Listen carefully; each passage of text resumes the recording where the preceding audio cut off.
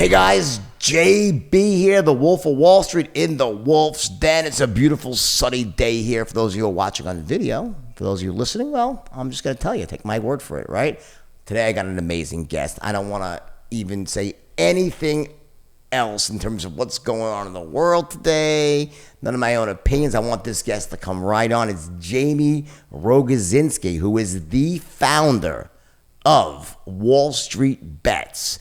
So we have a conversation that you're about to hear that is intense. It's not technical. I kept it non-technical so everyone could understand it, but we go through everything from the original founding of Wall Street Bets, how it came up with the idea, how this whole community evolved, how do you take advantage of it, how do you actually play the market based on what's going on there, you know, what do you look for, what's going on in the crypto world, NFTs, we go through it all. So, let's first very quickly hear from our sponsors, and then we'll be back with Jaime Rogozinski. All right, the biggest concern for small businesses right now, HR. You know that. It's costly, time-consuming, complicated. And did I mention costly for the second time? Here's your answer. Ready? Bambi. It's an HR agency created specifically for small businesses like yours. You'll be matched to your own dedicated HR manager to customize policies to fit your business. And they'll help you manage your employees. And if you thought this service would be expensive, you're wrong.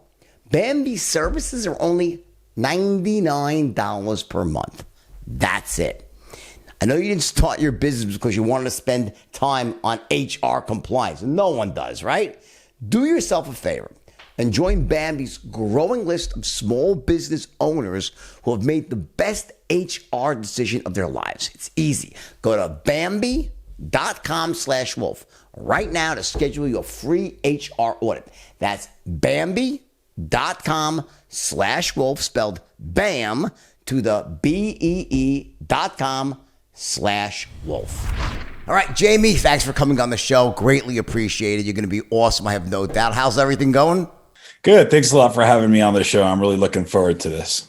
How's the market treating you today? Good. You know, we saw some crazy things happen. These chip manufacturing is really starting to put a dent on these the cars. You know, Ford has taken just a massive hit today, and you know, I think the Tesla also kind of got handed to them. They were able to recover because of all the stuff that they were doing, but Apple's obviously doing fabulous. All the tech stocks really benefited from the quarantine, the coronavirus. They're the ones that really helped things up. Well, let's talk about the pandemic in terms of your story, which is you are basically the founder, right? Or is it one of the founders or the formal founder of Wall Street Bets? The one and only founder of Wall Street Bets. I love that. So how do you feel about that? Are you proud of that? Are you have any mixed emotions about that? Do you think it's all good, all bad, or somewhere in the middle? Yeah, I think if I started Wall Street Bets and then a day later I woke up to what it is today, I would be completely baffled, right? Like it is grown beyond my imagination. But because it was a really slow, you know, progressive growth and stuff, you know, first the forum starts getting pretty big and it starts getting millions of users, and then it starts doing some stunts that end up getting the attention of the media. And so I start getting less and less surprised as time goes on. But, you know, I'd be lying to say if I predicted or I imagined at any point that this community would turn into what's feeling in some places like a movement, you know, like an ethos for a whole new demographic of participants in the stock market. What year was it when you actually founded Wall Street Bets? I started it in 2012. Okay, so that's about 9 years ago, right? Yeah. And what gave you the idea for it? Was it just one day you decided I'm going to start off and create a subreddit, or it was an inspirational moment, or just, hey, let me just try something as like sort of like a lark, and next thing you know, it becomes real? Yeah, I mean, pretty much like back then I was in my early 30s. I'm single. I had a great job, and it was leaving me, a fair amount of disposable income. And although I had like all the typical retirement pension funds, whatever, like the 401ks or whatnot. What were you doing, by the way? Just curiosity. At the time when I started, I was working at the Inter-American Development Bank, and I was working in the risk area, working between, it's kind of like a liaison between the tech side of things and the treasury liquidity type stuff. So, you know, obviously a lot of the banks that use technology to do their business, and they're constantly in the need for better solutions for mitigating risks. So it's not like you have a background in this stuff. So it's not like one day you're like a guy walking down the road and you're having a slice of pizza. You're like, I'm going to form a Wall Street bet. You're a financial guy that was in tech. So it's sort of, you were bridging both worlds in your actual employment at the time, right? Yeah, I mean, you could say that, right? Because that's my aspirations. At the time, I'm still kind of in my early stages of learning and getting experience with these things. And my thought was, oh, okay, well, the stock market and finance, they have stuff to do with each other. And they do, really. They obviously are very related. But when I started kind of playing around and wanting to use my extra money to make some more aggressive plays, that's when I realized, it can also be extremely disconnected or separate from finance. Like if you reduce the type of activities that we were interested in, it was looking at little pictures on the screen with things move up and down, and that's it, right? Like if I were to really, really break it down, and that really doesn't have stuff to do with finance. I also complement that with the knowledge of it, so that I can understand what the different players are doing, right? If you're thinking about playing poker with different players, that guy bluffs a lot and that guy's real conservative, whatever. It's kind of the same thing. It's like, all right, well, this book value and the market value, there's a disparity thing, and the news is talking about whatever, and the interest rate, these macro level things, right? So now I know that there's a lot of players in that space, and so I can expect things that happen there. But there's also, computers that just do stuff that based off of speed and statistics and scalping little tiny fractions of a cent and different types of participants. So I learned about it, right? But after learning about it and knowing about that, I still realized, okay, well, I guess I have more knowledge and I could talk more about it. But when it came to actually making trades, it really didn't map out to any of the former knowledge I had. So what you're referring to, I think, like what I grew up in Wall Street, was the idea that there's essentially two types of analysis. There's fundamental analysis and there's technical analysis. And technical analysis is more about the short-term trading patterns. And back then they would these charts and say head and shoulders top, head and shoulders bottom, and all these different things. But it was really more about the trend, so to speak. It could be volume, could be highs and lows. It could be that the odd lot theory, like when small investors were buying, then it was the time for you to start selling. All those different things. They were not based on the actual Warren Buffett-esque fundamentals of analyzing the balance sheet, the value proposition, and more of a long-term play. So that was sort of like what you realized, that fundamental analysis, Warren Buffett type investing, doesn't really hold up in these sort of short-term plays you were looking to make in the market. Is that basically the story? That's exactly right. And I wanted to do the short-term stuff, right? Like I'm not interested, if I'm throwing a couple $1,000s into the market in a given week, I'm not going to turn that into my $1 billion that I really want. If I'm able to turn that $1,000 into $5,000 or $10,000 in a week, then I can start playing in my head and fantasizing about what's possible. And here we go. By the way, I got to stop you because here we go. And this is the issue, because you're hitting on something so profound here. I'm not sure if you realize it, but because obviously, if you were to look at this thing from the 10,000 mile view down, you're like, well, you have this Warren Buffett sort of proven long-term fundamental value, long-term value proposition, buy ETFs and hold them. Even Warren Buffett will say, you're better off buying the market, the S&P, and holding it. You'll beat out the hedge funds. The problem is, while that strategy might work for Warren Buffett, who has billions of dollars at his disposal, it doesn't make a lot of sense. Let's say it doesn't really move the ball for an average small investor, because you have a couple $1,000s. Okay, so you make 14% a year, big deal. Like how does that move your needle in your everyday life with your family, paying your rent, buying the home of your dreams? So the disconnect, I think, occurs right there, that while it might make a lot of sense to do the Warren Buffett play, what do you get from that? That's your side of the story. Am I right?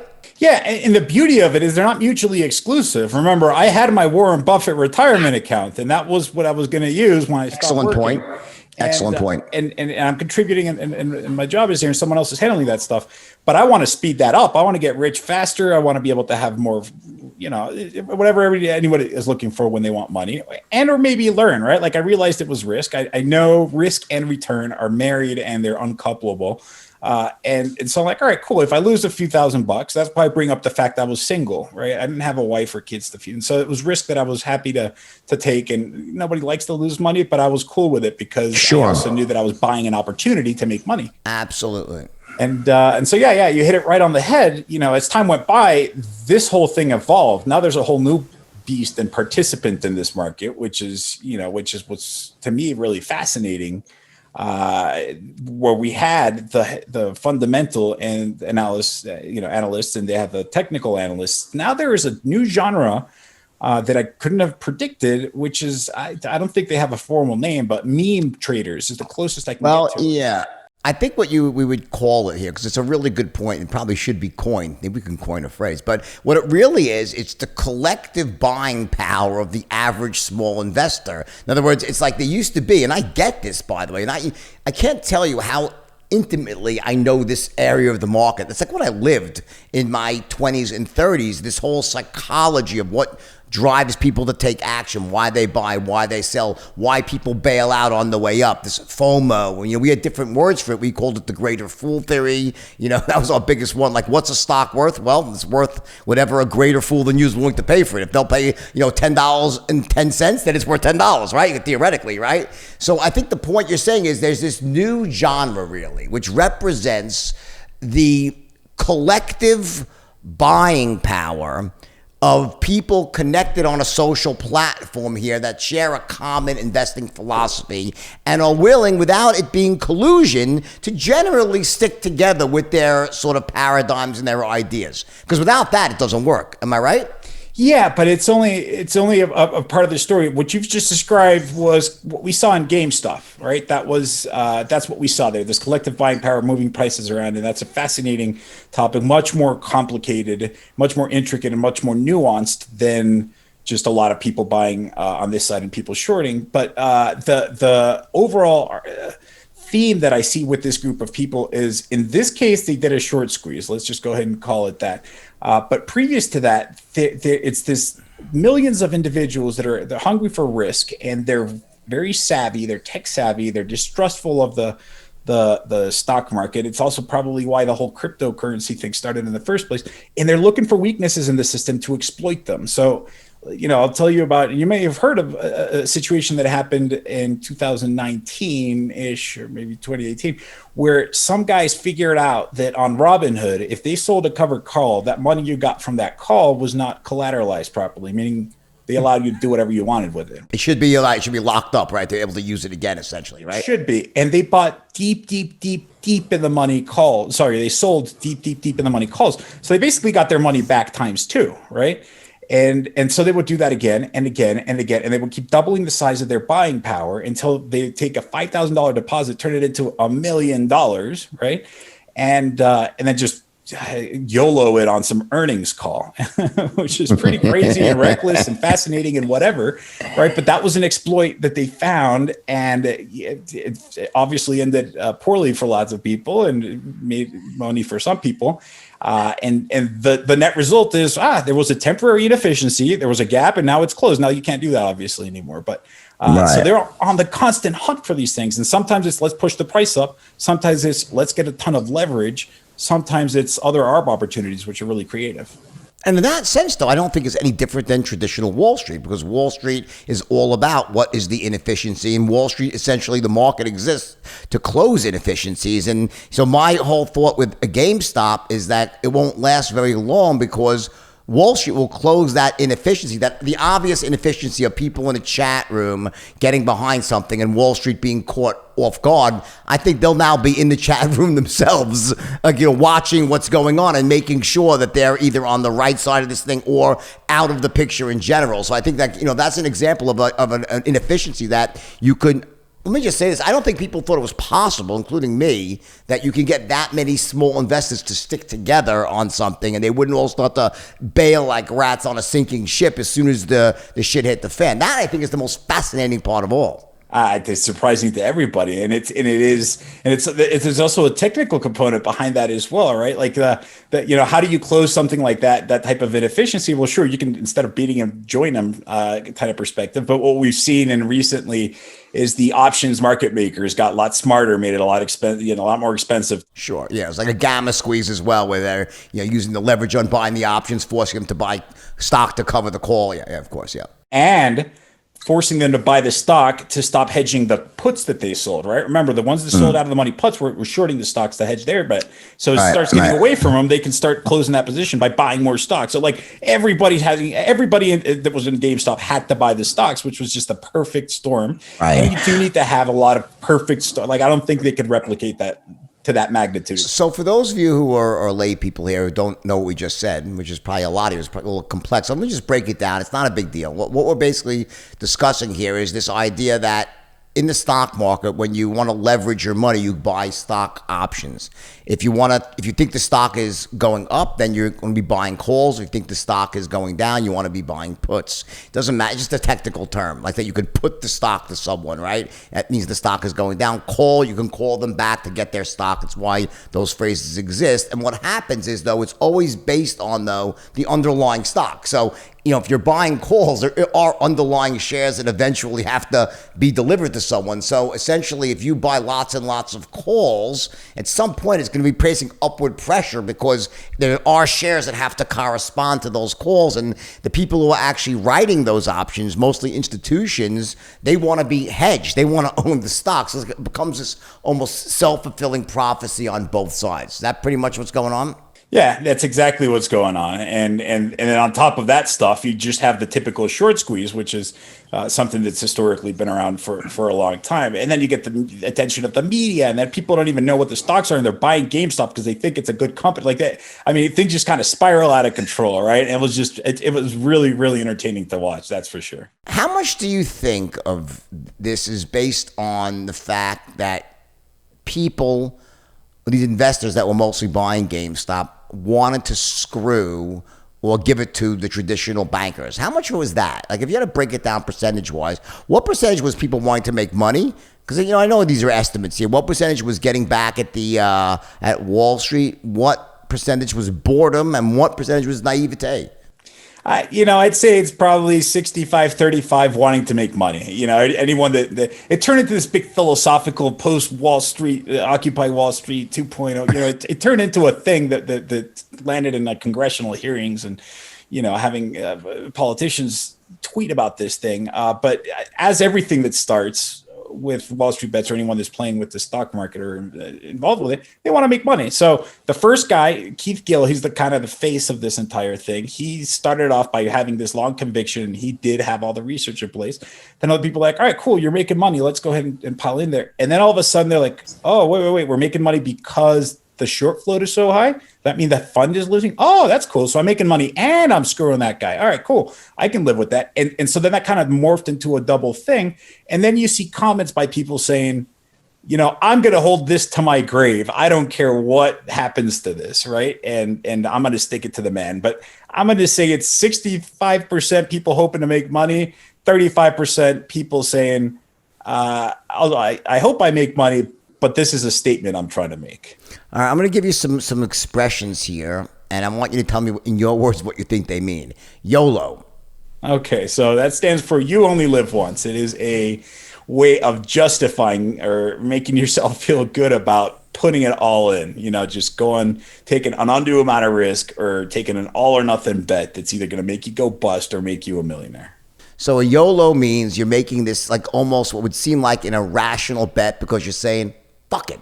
I don't care. I only live once. Let's go for either, eating guts and glory or all or nothing, right? That's YOLO? That's exactly right. I mean, they usually look like lottery tickets. So you'll see most people lose their money, but a handful of them, they'll actually turn $1,000 into $100,000. Okay, FOMO. FOMO, that's, I think you alluded to earlier, the fear of missing out, right?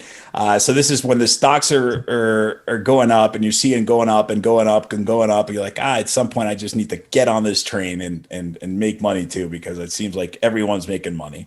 And sometimes that can lead to poor decisions because when there is a hype like this, historically, you have these exponential growth, and almost always, in most cases, you have a drop that's just as violent. And so it results in people holding the bag at a price that they really shouldn't have been holding.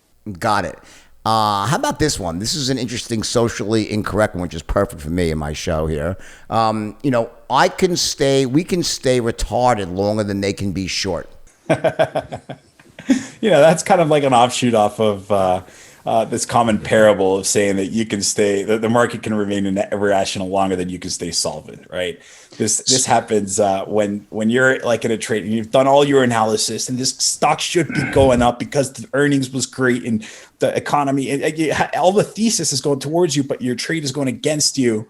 And then you throw more money, and usually they discourage, conservative investors discourage you from doing that because they'll say, dude, if you keep throwing money at this, remember the stock market has got more money than you, and you can go bust long before your correct assessment comes true. So this is an offtake of that, trying to give the middle finger to these hedge funds that are saying, maybe you're right. Maybe GameStop does suck because it's brick and mortar, whatever, and it's a dead company, but we can stay long for much longer than you can stay short. And that's really true with an inverse position because in theory, the funds are in it for more than 100% loss. In theory, it's infinite. Whereas where you're the other way around, the most you can lose is 100%. And it's also expensive to stay short. There's margin interest, there's stock loan fees. So they're racking up losses every single day on the short side, right? Yeah, exactly. And they're having to put up more collateral and things like that. Yeah. So just to go through that again, so when they say that retarded, which for some reason is like now this terrible, awful word, in this context, it's benign. It's just like it's a funny thing, I think, right? It's got nothing to do with people who are emotional or intellectually challenged. It's about the idea that, yes, I know I'm acting stupidly. Yes, I know my trade makes no sense. Any educated, smart person would say I'm out of my mind. I don't care because as long as all of us stay this way and we just never sell, we'll wear you down over time and you'll just get so sick of being involved in this, you'll say screw it and you'll get out of your position and we'll be right. Is that what it means basically? No, and I agree with you. I regret the choice of words, but Wall Street Bets and that card is really known for being crude, and they switch their insults all the time. So that word's going to be out of style in a couple months, and they'll have a new one that's just as bad. But it's a really empowering statement if you break it down to say, "Hey, we are the market now," right? Like this whole idea of you staying solvent versus the market staying rational is you versus this huge system without a face. Now it's like, "Hey, this is you versus the market, and we're the irrational ones, right? And we're going to make you become insolvent." That's an empowering statement. It's that's why it's deep, and it's also funny because it's outlining how there's been a shift in power. Now, I don't think the market is over. I don't think that any of the things are going to be some drastic change, but I read that as there's a new player in town, and you can't just brush us off like we're just a pest. So I think if there's one thing that everybody listening to this would want to know would be, how do you as an outsider get yourself insinuated into the Wall Street Bets community in a way that you're now there at the very beginning of these runs that are being made by, Wall Street Bets or some, I guess there's probably communities within Wall Street Bets that probably private message each other off the platform and they decide on, let's take this stock to the moon and, whether or not, forgetting the legality of that. But the point is, how does the average person get involved in this sort of meme trading? What's the first step? How do you become a person that makes money in this stuff? So, first off, I'll separate the idea behind this kind of stock pumping machine versus what it tends to be more like, which is it's not really centralized, even though in its current form, the subreddit is centralized by Reddit, but you see this idea of Wall Street Bets everywhere. You see it on Discord chat rooms, you see it on Telegram chat rooms, you see it on TikTok, and I see it all over social media. The subreddit happens to be where it all started, and so that's why it gets attributed towards that. But the second thing is, if you want to get started with the insinuation that you want to get in on the next ride and you want to get in early, you want to know the inside of it, it's not free money. It never is, because you can't predict what it's going to be. You can have 10 people say, we're going to go ahead and short squeeze, or we're going to go ahead and pump Apple. to the moon, or Facebook, and they'll have a much harder time doing that than they did with GameStop. And so if you don't know what you're doing, just because they said, hey guys, let's all do it with Apple, you kind of already need to know that one's not going to work. And so you still need to go through kind of a learning process. How do you get started? Like, you can just go to any of these communities. You can go to the subreddit. You don't even need an account to read the comments. You can, if you want to participate and stuff, you can, but you can just read. And same with all the social media accounts. They're all talking about the same thing. And all of a sudden, just like any viral video that goes crazy on whatever platform, that it just takes off for, it's not no rhyme or reason. It's for a lot of rhymes and a lot of reasons. And they all just kind of have to come at the same time, at the right time, for them to come through. But just, it's even, I heard Jim Cramer talking about how in his morning routine, he is a guy from CNBC that's ex Goldman Sachs guy. He said he's now officially added Wall Street Bets to his morning reading routine. He hasn't replaced his morning reading routine. He's just amended this portion of it because it's a relevant part of his routine about the market. That's his business. And so he considers that to be something that's valuable. So anyone that's looking, this is just another avenue to learn. Look, you want to be a high frequency trader, go figure out how to do a high frequency trade. If you want to do a meme trader, there's tons of places on there, and you're going to have to learn. It's going to be just as much of a craft as it is to learn technical analysis. So in other words, when you go on to Wall Street Bets, is there is it just starts at the most recent poster at the top and you just read down? How far do you have to go? How deep do you have to dig to sort of get to what's really going on? Is it something that as soon as you go on there, you say, oh my God, there's 3 stocks everyone's talking about today, or there's 1 stock, or does it really require more like redirecting and like following a trail? Nah, it's pretty easy. This is one of the advantages that Reddit has. The platform is real successful in general because of its ability to prioritize popular posts, right? I'm generalizing by saying if you get a post that has a lot of likes, it's going to get more visibility, the one that gets, and they have a dislike button, right? You vote up or down. And so it kind of has this formula.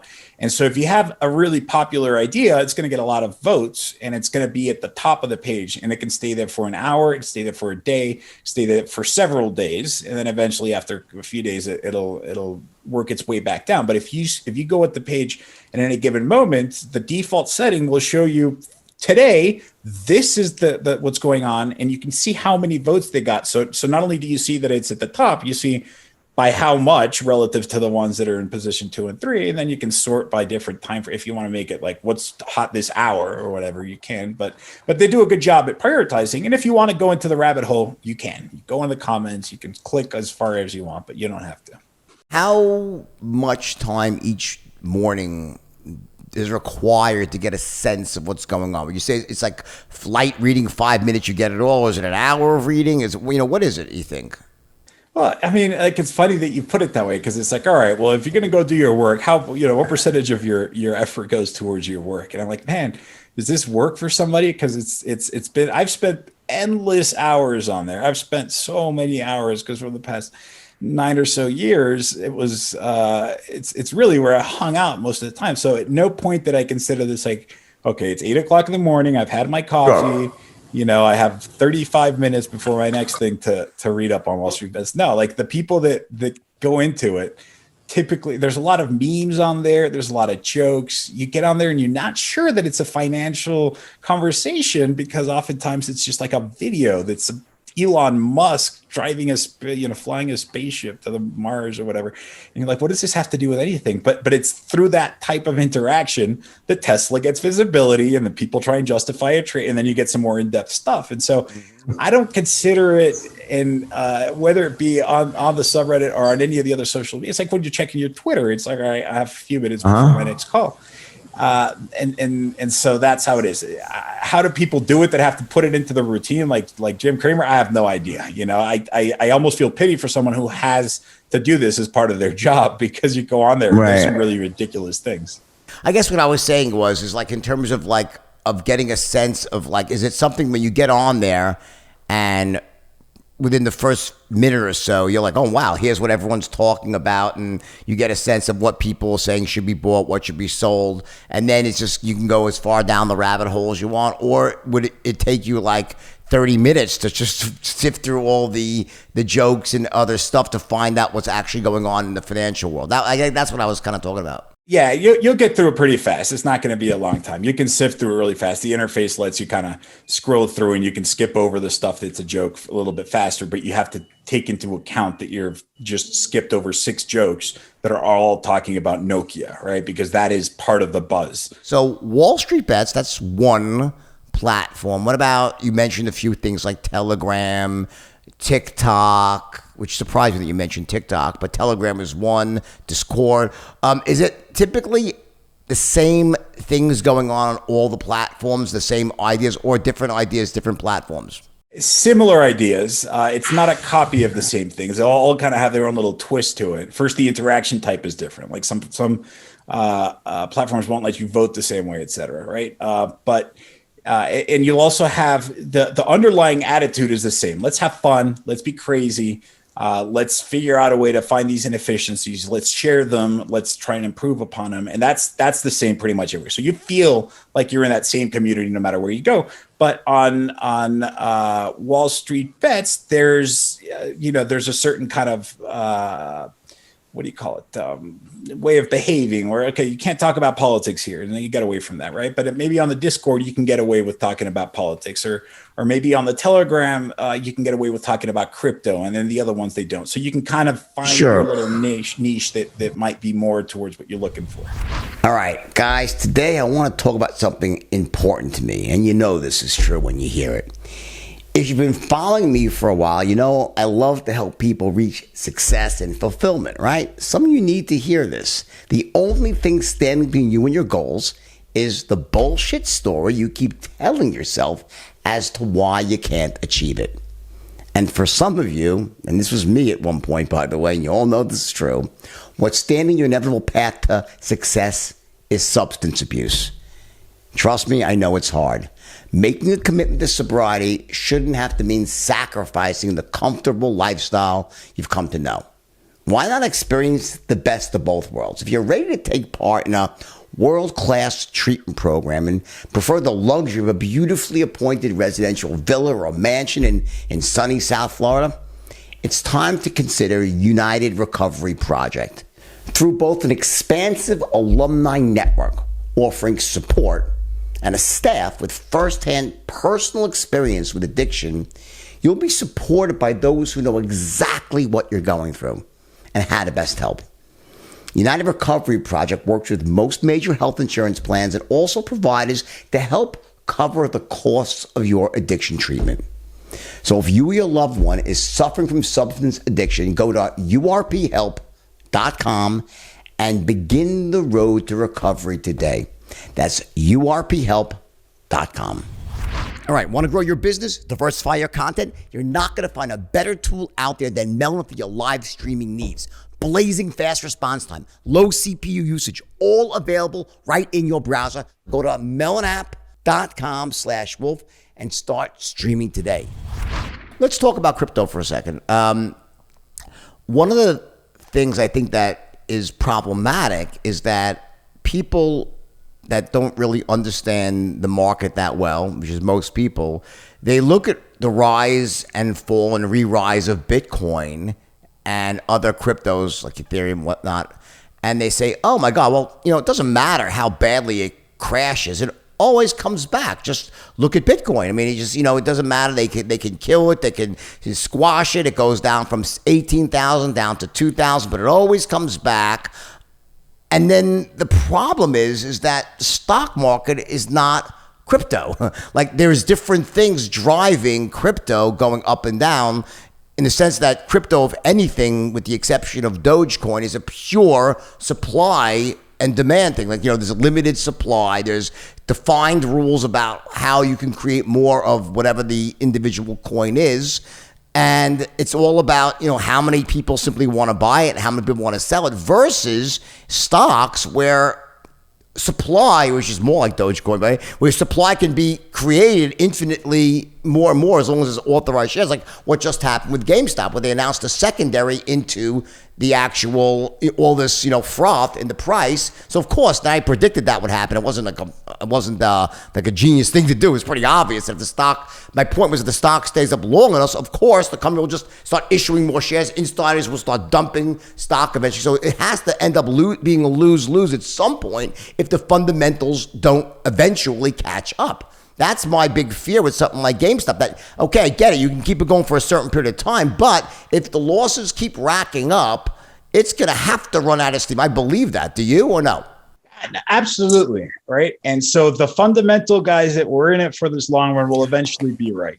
And in the shorter run, like the people looking to just make money, they're agnostic. They don't care what direction. Oh, cool. It's going to go down now. All right. There's a button for that too. And I'll just bet that it's going to go down. And they're not necessarily that invested in, they're closer to the technical analysts than they are the fundamental analysts. And so in that, they really could care less, and with Bitcoin always going back up, I've heard the same thing being said about the stock market, right? So like there's similarities between the two, but not individual stocks though. No, there's a stock market generally will go higher, but not individual stocks. There's a very big difference because it will get spread. But let me go back into something. You're hitting on a very important point here.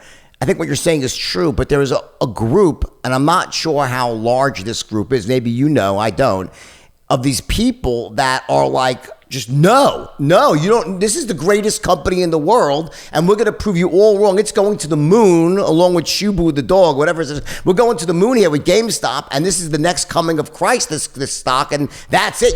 And if you say one, I've had myself, well, I've been nothing but supportive of the Wall Street bets community. You say one word they don't like, they're like, that's it, you betrayed. You're on the side of the man. How could you? Like I said something like about 2 weeks ago, like, guys, please be careful. Like I honestly, at some point in time, he's getting paid off by the big Wall Street firms. I'm like, huh? I'm like, what? Like, just so everyone knows, I'm not, okay? Like, when I say shit, be careful. No one's paying me, okay? So, but it's really interesting. There's some people that are really, they're so, like, just invested emotionally. They get angry. What about that group? How big is it, and what are they thinking? There is a component of groupthink involved, and it's kind of funny because if you get into a situation where everybody is like-minded, like the overwhelming majority, then that's the experience you're going to get. Anyone that's kind of on the other side, it's just skeptic, whatever, then you're going to get some hate. But that's not always the case. What's kind of fun to watch is when people are really bullish. They're like, stocks always go up, and they start with their memes and they do their things, and then they do always go up. And then we get this thing, for example, last year, coronavirus tanked the market, like they lost 50%. And you saw this kind of transitionary phase where people are like, oh, maybe stocks don't always go up. And then there's this battle where half the people are bearish and then they're turning that into a meme and the other half are bullish. And I'm sure a lot of people lose money during this transition. And then as soon as it's clear that this market's going to go down, then people switch to the other side, even if yesterday they were insulting it. They make money on the way down. They're cheering the unemployment. They feel guilty because you're making money really fast. When the stocks fall, they're donating money. They started charity campaigns, and then it gets to the bottom. And then you have the people that are like, no, I'm not letting it go till this goes to zero. And then the other guy's like, dude, you're crazy. It's not going to go to zero. At some point, it's going to give. And the vaccine, and then all of a sudden it starts switching. There's that in between period. And now everybody's like, okay, stocks only go up again. Right. And so, everyone does kind of go with the flow. Do you think that that's a very small group of those people that's just very loud, that are like, how dare you? How could you betray us this way? You think it's a lot of people, just a very few, or they know what they're doing. They know they're being irrational. They're just doing it to try to stop anyone. They want to insult you into being honest. Like, you follow what I'm saying? They know exactly what they're doing when they make those ridiculous comments. There's a lot of really smart people out there, and a lot of really smart people that operate under the guise of being dumb. Right, using social psychology. Right, yeah. If you ever watch like Ali G, Sacha Baron Cohen, who's this, he's like the same guy that did Borat. He kind of pretends to be this dumb individual, but frequently outsmarts whoever is supposed to be actually smarter. And he stumps them. He'll say like, so why can't we landed on the moon? Why can't we land on the sun? Oh, because it's real hot. So why don't we go during the winter? And it really just kind of starts like it stumps people. That they'll do that same thing. A lot of people have really deep knowledge, and they know how to navigate this, and they're just simplifying it into humor and entertainment. And then of course you have people that don't know, and they just kind of, going with the flow. So what do you think about Dogecoin? What's your opinion on that, where like people have sort of just made this like, hey, we're just going to drive this thing up because we want to? Do you think that's dangerous? Do you think it's healthy? You think it's fun? Or it doesn't matter? No, it's not. I don't really particularly like it. Like I always try to see the positive. The positive is Dogecoin is displaying in full right how, first of all, for any economists out there, how supply and demand works, right? Like, so anyone that's wondering how things happen and how prices get to be, there you have your perfect thing, because you have something that is fundamentally has no value, and they know it. If you Google Dogecoin and say, okay, what's this thing about? They say this is a joke, and they take this joke and they push it on social media just to prove that you can create demand for this joke and create a market for this joke, and then you can push prices along with it, and then you can make and lose money. So that's as far as I go when it comes to being interesting. They've proven that supply and demand is a real thing. Outside of that, it's what they say that it is. It's a joke. Like there's a lot more things. I was watching cryptocurrencies since they were born, which is Bitcoin, and it's like, all right, this is kind of cool because they don't have the unlimited supply thing. They figure that out. They have this whole resiliency component attribute of money that you can't break it, you can't get rid of it, and da da da da da.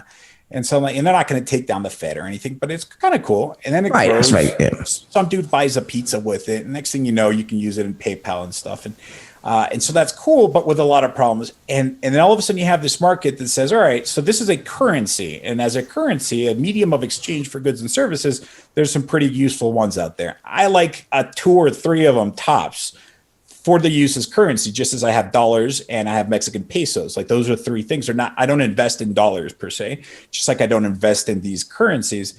But the crypto technology has done some crazy things that are really baffling. And I think that they're going to do to Wall Street what Robinhood brokerage did to established brokers. Give me an example. Give me an example of that. Like when you say that they are going to do some phenomenal things, give me an example. Yeah. Okay. So just what I said, Robinhood forcing brokerages that made them competitive. They went free trading. Now all brokers do it, and they made them better in that respect. So how is it crypto can do better? There's a lot of issues. We saw that the brokerage system fail with this GameStop situation because they ran out of collateral because of the 2-day settlement and blah, blah, blah. There's this whole mechanism behind what people buy and sell shares, and that caused them to stop allowing people to buy it. It broke a lot of things and people got really mad. The technology behind cryptocurrencies allow you to settle things instantly. So it's the difference between cashing a check, waiting 3 days for it to pop up, and having it show up instantly. That technology can be used. If you take a concept like an ETF, right, on a regular stock exchange, where I want to buy gold, right? Well, I guess it's ETN in some cases, but we'll just roll it up under the same thing. You buy the symbol, you look it up, and you purchase them. ETF, exchange traded fund, for those that don't understand. Exchange traded fund, right? Correct. So if you want to buy gold, for example, you don't want to keep it in your basement. You go on a broker and you look it up just like you would Google or Apple, and there's a symbol, and you buy it, and then you have this thing in your account that goes up and down with the price of gold. And behind the scenes, the guys that issued that to you are actually physically buying the gold and keeping it. And they can do that with crude oil. They can do that with crazy things like VIX futures, the abstract stuff. So you can, but all that stuff is still subject to the problems of the settlement process. If you do this on an exchange, then all of a sudden, on a crypto exchange or on a crypto technology, then you can also buy the underlying stocks and the underlying ETFs like gold, but you can also mix that up with let's call it Bitcoin if you want cryptocurrencies. And if I want to put in the same basket of goods, Samsung, which is not traded in the U.S. stock exchanges in Korea, I can throw that in there too, and the system will buy up this underlying shares. So now all of a sudden I have an investment vehicle that has Korean stocks, American stocks, cryptocurrencies. I could even have regular currencies like the Japanese yen, all in one little ticker symbol. So, and it's accessible to anybody anywhere on the planet, which is not the same thing as stocks. Do you think that governments are going to try to thwart those type of activities? Like here's my big fear originally with crypto, with Bitcoin especially, was as someone who had been on the other side of a government investigation and actually got indicted for money laundering back 25 years ago, right? And I went to jail for that for 2 years from taking money in a bag, as you saw in the movie, to Switzerland, right? And that's committing a crime, right? Even though it was tax evasion, it was really, they called it money laundering, right? So I watched, not just with myself, but over the following 8 years, how the U.S. vehemently went after Switzerland, the Caymans, and just, forcing them to disclose and to try to stop money laundering. It was like the most evil thing was money laundering. Not sure really why. I mean, but because it's really not, if you think about it, I mean, what the fuck, right? But that was the U.S. government's pet peeve, was money laundering, and they did everything to shut down these banks. And then suddenly, to just say, let's just turn it over to a decentralized currency / settlement process that, for the most part is completely, without knowing, no identities involved, no, KYCs, know your customers. So how does the government allow that to go on? That's because right now crypto is not used as currency. It's used as they've sort of got it in a box as a store of value. And that, I think, allows the government to at least feel like, well, maybe it's not as out of control. I wonder what happens when they try to use it as a currency. Yeah, so the government's threatened when these things kind of pop up on their radar. They want to have control over things that happen in their country, and they want to be able to tax them. And something like Bitcoin and cryptocurrencies kind of threatens that. I think their first instinct is to try and shut it down. We kind of saw a little bit of that when they shut down this marketplace, the Silk Road, and they're like, all right, no, we're going to show you guys that this is no good. They put a guy in jail. They took all of the coins or whatever. But then they realized, no, there's no way to really shut the valve off on this thing. So let's get smarter about it and let's find a way to regulate it. And they, as well as many other countries, most of the countries, have done a decent job in that if you start getting your cryptocurrencies close to the banking system, the government gets involved. That's where the KYC gets involved. If I want to withdraw money from my wallet, they'll say, I'll give you $50 a day if you're anonymous. But if you show me your ID, I'll give you $500. And if you show me proof of income, whatever, then I'll give you $5,000. And that's the government acting. And then they have to report it. These brokerages or whatever, they have to report these financial maneuvers to the government so that they can be aware and be able to tax it. So, when something like this first starts, they look at it, they kind of run around trying to figure out how to put this thing out of control, and then they figure out a way to live with it. I predict that something similar would happen with something like this. The fact that on one side you have everybody getting their hands in everything and more money that's being made and lost and whatever, and they're not having control over it. But at the end of the day, they probably encourage this whole concept of free market, the price discovery, more participants. So let's figure out a way to do that safely, fairly, and in a way that is not going to interfere with the regular functions of a stock market. Do you feel like there's this almost, struggle between decentralized finance and banking and commerce versus centralized finance, banking, and commerce, in the sense that what has happened here, and let's say call it stage one of crypto's, long-term evolution, is that the way they've been able to spread crypto to the common man, woman, is by taking it and moving it back into a centralized exchange. In other words, if you look at what's going on Coinbase, it makes no sense because it's illogical. Cryptocurrency is a decentralized architecture, and the fact that you move that back onto a centralized exchange is absolutely, in my mind, preposterous, and it has no basis in reality, in the sense that it's expensive. It defeats the purpose of cryptocurrency. So the only reason it's been popular is because in the early stages, it makes it easier for someone to become familiar because it feels and looks like the old stocks that people did when it's not. So the point is that you look at Coinbase and I'm like, all right, okay, that's like a hack to just kind of raise awareness. But what's the value of Coinbase when in truth, the power, it's like taking crypto and cutting off its arms and legs and making it a torso, and let's just trade these crypto tokens, but not in the way they were meant to be traded at all, and it loses all its power and usefulness. So do you think that there's going to be the second wave of decentralized finance, exchange that's going to eventually either come on par or overtake the centralized mechanisms.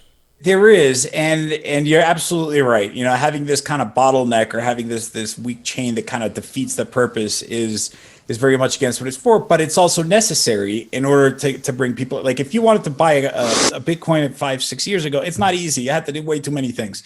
You download Coinbase, whatever. Even Robinhood, you can now trade it very easily. You just fund your account, you buy it, and boom, it's there. And there's a lot of technical things where insiders of crypto go, no, you're crazy because of a ton of stuff. But it's kind of like a gateway to being able to interface those. Also, if I have a lot of Bitcoin, and I want to pay a taxi cab with cash, I can't. There's no way for me to do that. So at some point, I need to be able to at least funnel a little bit into my bank account so that I can take it from the ATM. Right. But it's not necessary. You can live, especially more and more now that Tesla is going to allow you to pay for their cars with that. And the MasterCard is going to allow there's integration where you're saying, okay, I no longer have to put it there. And what you've been seeing very recently in crypto is you have a decentralized currency, which means it's not stored physically in any one place. It's unlike Amazon's servers or the Federal Reserve where they keep the gold. It's everywhere at once. You can't just shut it down. So that's a currency. The next evolution that's taking place is the actual platforms that interact with this currency. This is a decentralized exchange. The decentralized exchange also does not live on any server anywhere. You cannot just go with a warrant and say this thing is no longer going to work. And so all of a sudden you can have more democratization and more of this empowerment of these cryptocurrencies. And at the same time, the world is becoming adjusted to being able to if you want, like I'm not in love with the currency concept as a whole. It's kind of cool. You have Bitcoin futures on CBOE. You have Coinbase symbolically going on the NASDAQ. It doesn't really have an effect, but it's a nice headline. You have synthetic stocks that are starting to be traded on the crypto. So now you can buy Tesla through the crypto. And so these things are kind of mixing and matching together.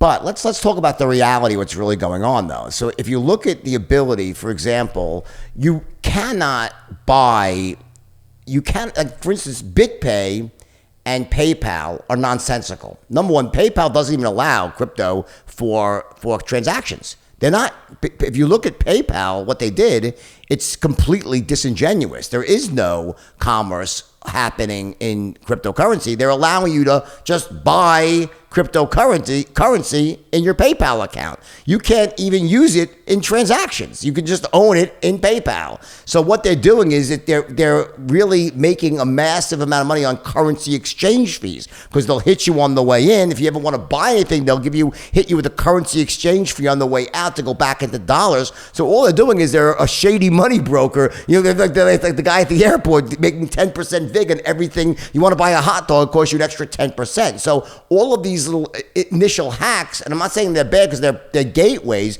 but things like BitPay and PayPal, they're not, to me, sustainable if you ever want to use crypto in commerce.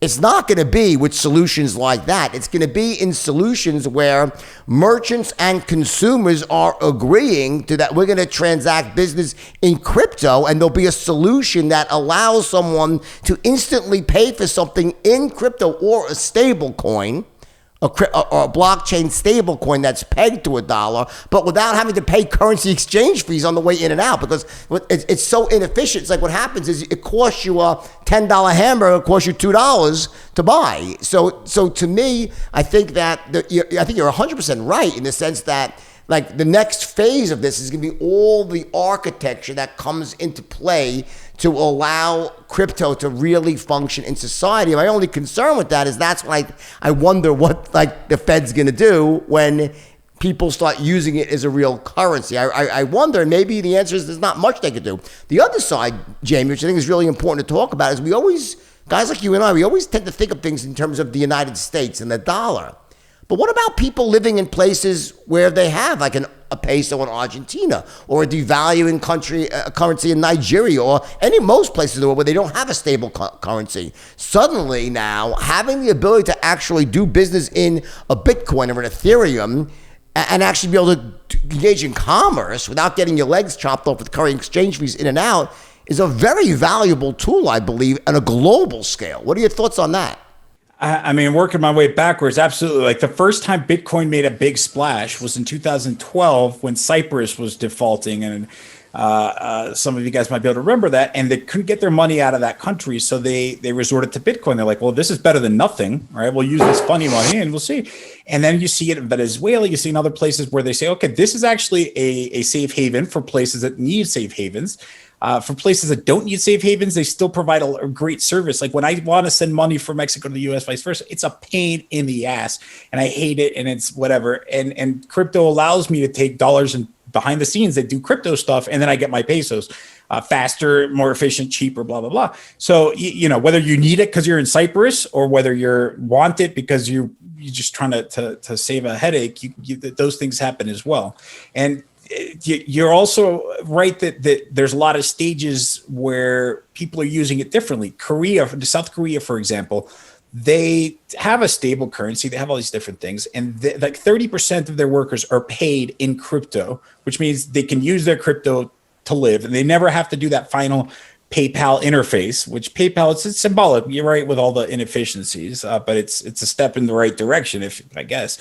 But in Korea, you no longer need that PayPal because it's one of the biggest markets for cryptocurrencies in the world. And then they're doing that with it. And then you take China. China's doing their own thing, right? Which is, in my opinion, digital yuan, pretty scary. They're being smart about it because if you're the government, right, and you're going to be just this clunky bureaucratic mechanism that's afraid of this thing, like I'm going to outlaw this thing and I'm going to go ahead and close down Silk Road because I am the government and nobody can get my way. Then they realize, oh shoot, we didn't read the fine print. This thing doesn't have an off button, right? And so then they kind of have to play catch up and then, okay, we'll just regulate it. We'll put some KYC things. And China's ahead of the ball on this when they're like, hold on a second. Why don't, instead of people bringing this technology to us, in which we have zero control, why don't we push this to the people and have? I predicted this right early on. I'm sure I'm not the only one. Right. Yeah. That's, by the way, the dark side of probably this. If there is a Satoshi, it's his worst nightmare of what would end up happening because,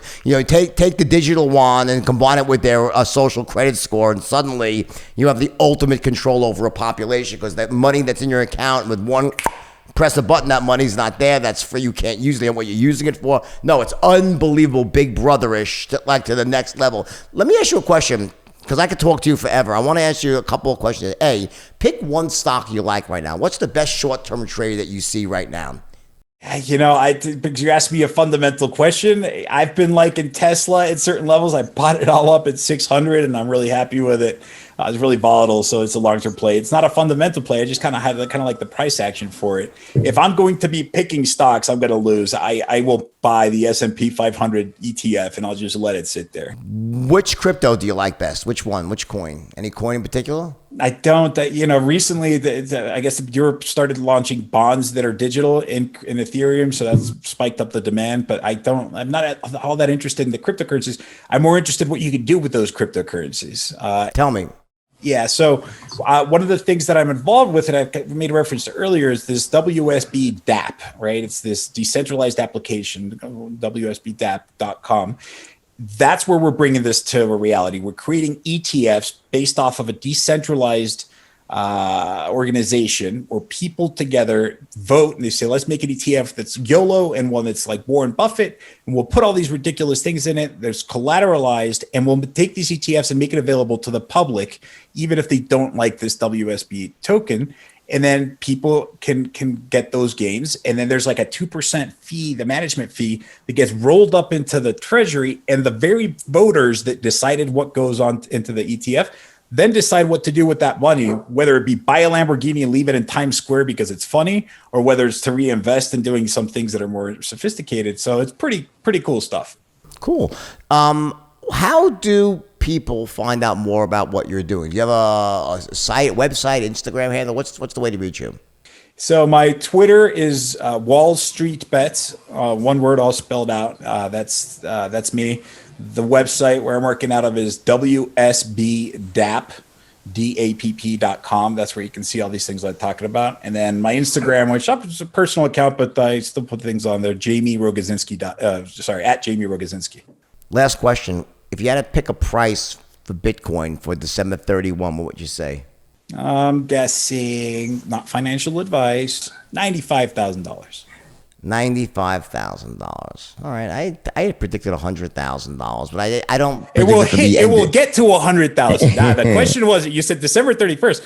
Prior to Yeah. December 31st, it'll touch it and then it'll bounce a little bit back. My thing is, I don't know. I think it goes significantly lower at some point, but I think it first goes higher. Like I think there's gonna be some big volatility in this, and I think it goes higher now. Eventually goes low, but then I don't. You know, the one thing I don't like about Bitcoin, it bothers me, is I feel like it's not meant to just go up.